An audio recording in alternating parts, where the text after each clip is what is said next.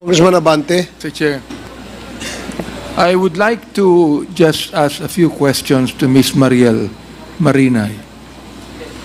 How do you know your brother? Kerwin, gaano mo siya kilala? As kapatid po, kuya po talaga Yes. kuya po talaga ng pamilya So, po. gaano mo siya kilala? Ano? Kuya siya, gaano mo siya kilala? Kilalang kilala ko po. Kilalang kilala Yes mo? po.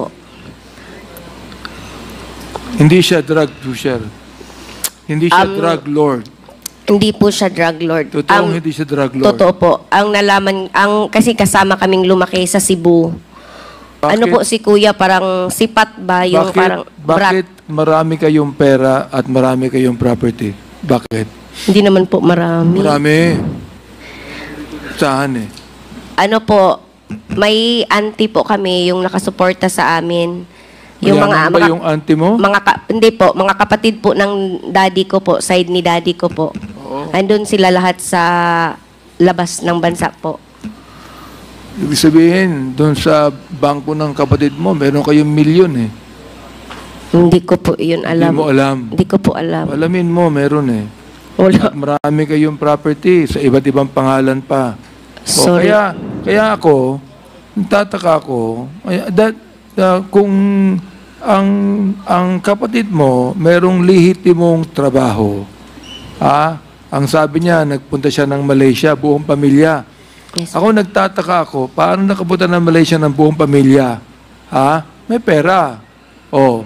Napunta ng Dubai ng buong pamilya. Alam mo, Mariel, nagpupunta ako ng Dubai ilang beses sa isang taon. Alright? At kung ikaw ay walang trabaho doon, ang makukuha mo lang tourist visa ng 3 buwan at hindi mo makasama ang buong pamilya mo. 1 o 2 lang. Yun ang alam ko dyan. Oo. Ngayon, makakatira ka sa Dubai nang merong nga permanent visa kapag bibili ka ng bahay sa Dubai. Matagal ang kapatid mo ron. Matagal. Sa Abu Dhabi. Oo. Abu Dhabi pala. Matagal ang kapatid mo ron at ang kanyang pamilya. Oo. Kaya nagtataka ako kung hindi siya. Sabi niya sa amin dito, sayang wala siya rito eh. Sabi niya sa amin dito na siya ay naghahanap ng trabaho sa Abu Dhabi. Nagtataka ako, anong trabaho nga hanapan niya sa Abu Dhabi? Di ba? Marami siyang pera. Sapagkat tumira siya na ilang buwan doon na wala siyang trabaho.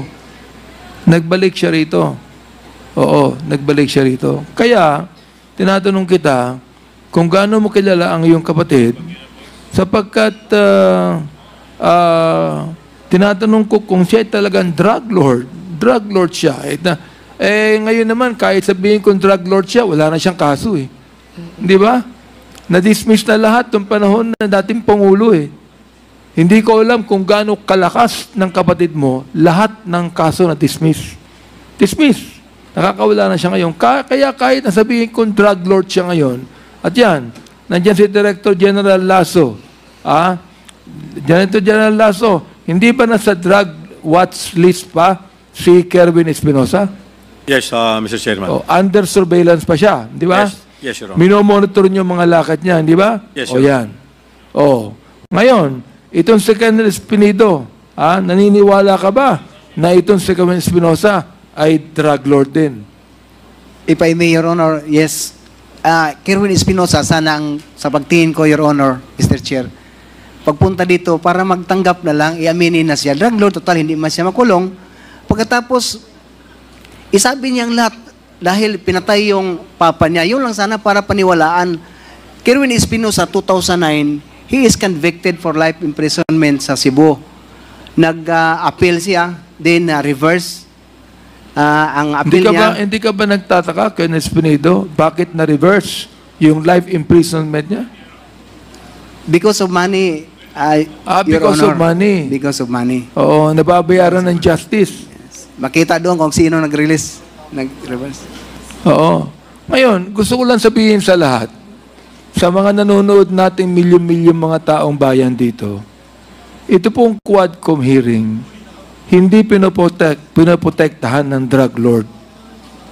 Dito, ini-expose ang drug lord. Okay?